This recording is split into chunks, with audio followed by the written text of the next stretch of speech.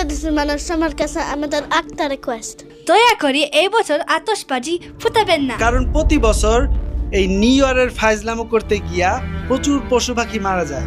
Last ইয়ারে মানুষ পর্যন্ত মারা গেছে। আর এটা ইসলামিক না। তাহলে এতে করে কি লাভ? কোনো লাভ নাই, খালি খালি টাকা নষ্ট। অপচয়কারী শয়তানের ভাইগুলা এই কাজটা করে থাকে। প্লিজ দেশের মানুষ আপনারা এটা বয়কট করবেন, যারা পরিবেশ বান্ধব আছেন আর যারা ইসলামিক মাইন্ডের আছেন। আর সরি, লাস্ট মিনিট একটা মেসেজ, সবাই এটাকে শেয়ার করবেন যাতে সবাই এটা জানতে পারে। مولاي صل وسلم